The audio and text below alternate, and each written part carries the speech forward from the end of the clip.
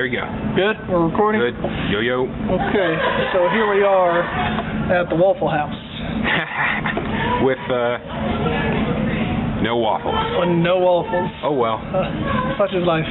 Anyway, no, this is Rob, and you can turn the camera on you right now. What's up? It's Josiah, finally. Yeah. Rob and Josiah's review of whatever we feel like talking about. Yeah. Okay.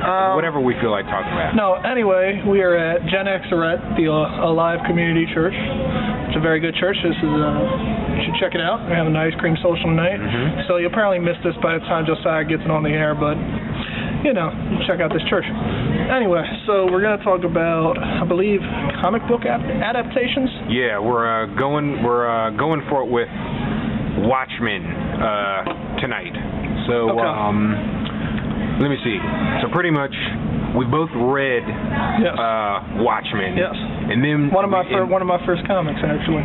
Really? Yes. Okay. Like when I got back into comics, one of my first ones.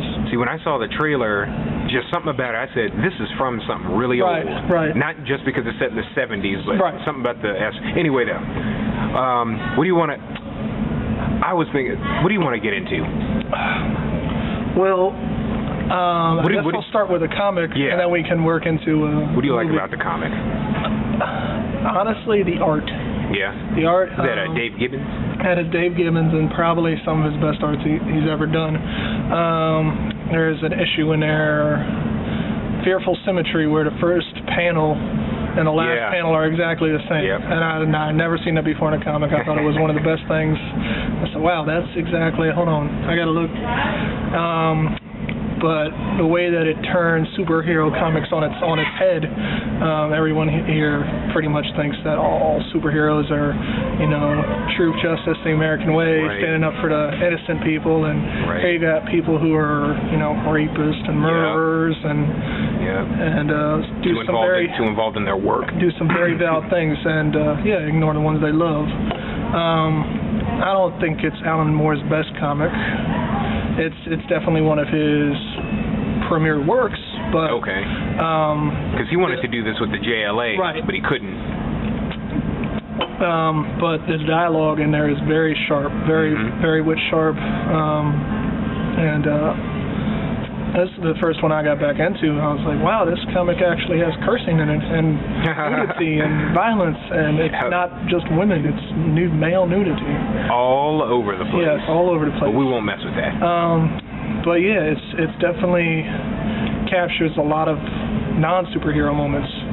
I'm going to flip it back on Josiah right now so he can tell you what he thinks. Thank you. When I saw the trailer, I said, this thing looks like I need to get with my comic book friends. I need to get with Rob, Avery, somebody knows about it. And I actually saw the movie first.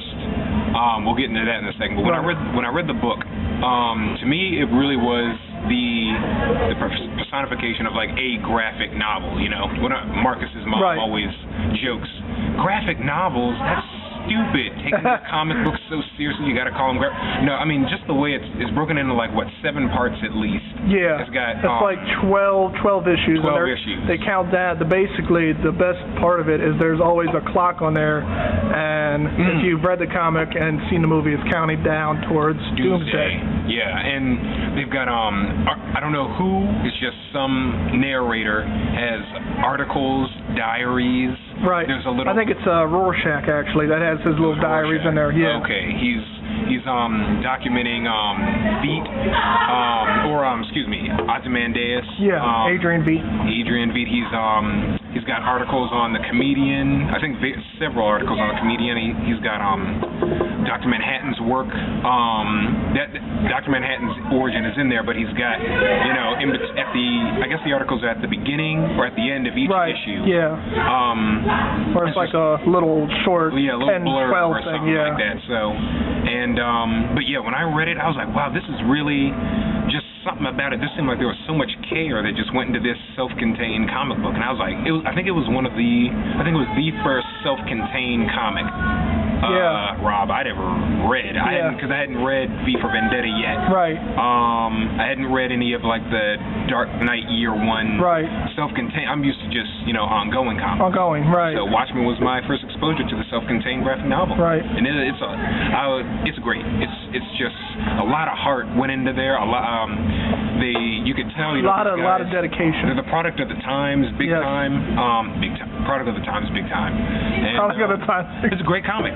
So yeah. Here, I'll flip it back on you now so we can get into the movie. Okay. Any strengths or weaknesses you want to get into with the movie? Because you do feel you have some slightly different feelings. I definitely nitpick things when it's an adaptation and there's just certain things that it's missing. What's up, Danica? We're recording right now. Can I be part of it just for a second? I could be your special guest. Okay, Danica wants to say something. I'm a special guest. I just want to give a shout out to all my haters out there. Anyway, we got off topic for the umpteenth time. So anyway, the comic and the movie differ in a few ways. They don't go over so many origin stories. Right. I mean, you can't fit all that into a. The movie is 3 hours. 3 hours, yeah. And that's, I mean, for people that have never seen that never read the comic, and aren't familiar with superheroes or anything, they'll feel very. We're talking about Watchmen. We got an off voice camera person talking. I'm the narrator. You're not the. Hey, this is going up, by the way. Hey, who believes in? We don't need structure. Go for it. Structure. Structure. Yeah. This is what I'm saying right here. Watchmen was a kick blank movie. I loved it. Wait, you saw Watchmen? Yeah. Oh, okay. I wasn't sure. I'm hip. Really? The guy behind the camera, behind the lens. I'm hip. Behind the lens. That reminds me, another movie you should check out, which is not a comic movie, Peeping Tom. If you ever get the chance to check that out. I haven't seen it. Definitely one of the. A lot of people think it's voyeuristic, which it is somewhat. But if you if you ever check it out on the Criterion Collection. Back on the topic though, I really love that movie. It's probably one of my favorite movies. So with the how Doomsday ended, what Ozymandias did was basically bring this Godzilla-like monster with 20-some tentacles, 17 eyes. I'm just making up numbers. And the Kraken, we call it. It basically killed all the people in New York City, like 2 million people, and it brought about world peace. Yep. And the movie. Spoiler alert. Sorry. Yeah, spoiler. Excuse me. Yeah. And the movie adaptation, he uses Dr. Manhattan's powers to tachyons and such. Yeah, I think he brings about a nuclear. Yeah, he brought reactor or something. Some type of nuclear holocaust, actually, and they blame it on Dr. Manhattan. Right. And who did you? Ozymandias had. He'd been studying Dr. Manhattan for a while. Right. And pretty much his we can blame it on Dr. Manhattan's mental state. Right. And we need all of the work because it's is it Russia? And am I confusing this with X-Men First Class? No, it's Russia. So it's Russia and America, and it's basically your Cold War. Yeah, and so the movie adaptation just flips it. And if I may, personally, I felt, if you don't mind, because I had seen the movie first. That was actually quite seamless for me, Rob. So if anything, that's just where Rob and I differ. I think that's really intriguing. And there's only like 2 or 3 things they changed, and 2 of them are very minor, and that last one I just said with the tracheons is probably the most major one. There's a couple scenes of nudity they didn't show that are in the book. Do you still think the Black... I didn't know what the Black Freighter was. Then when I read the book, to me, Basically, that just served as like a undercurrent to what the story already was. Because it sounds like one it's like a breaking sequence almost, or something, because they have digressions in that type of poetry. What else? I did like the scene where Dr. Manhattan grew huge again. Oh yeah. I was starting to chase him down. Yeah. There's a lot of good scenes in there, though. Honestly, like for the sign of its time, it's a very epic movie. Zack Snyder.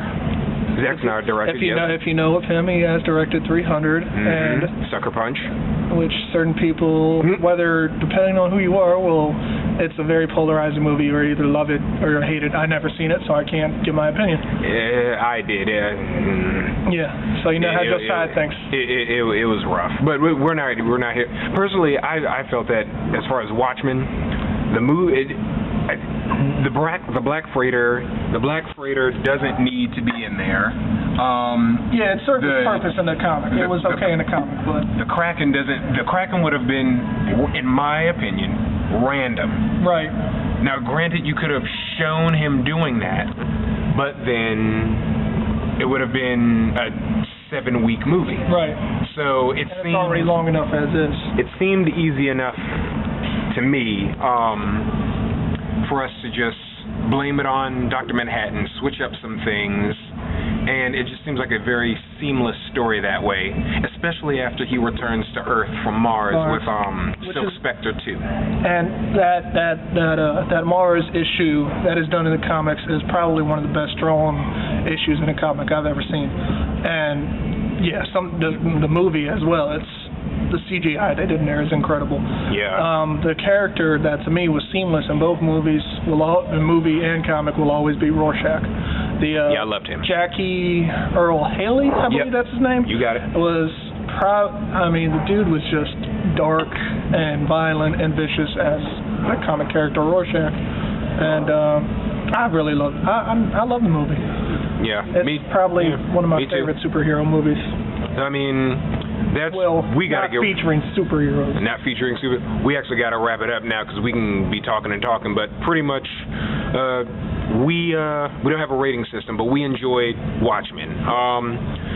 Technically, it's not a good comic book adaptation if you want it to be frame for frame. Right. That's just being technical. Yes. Otherwise, it's a good technically it's a good inspiration / basis then. Yes. On the comic book Watchmen. Yes. Yeah, we're still recording, but we're about to finish. So that's our thoughts on the Watchmen movie adaptation. Okay. Maybe Rob and I can come back together for V for Vendetta or something. Yeah, we should. Yeah, we'll do that. Okay, that's it for Watchmen. We'll see y'all.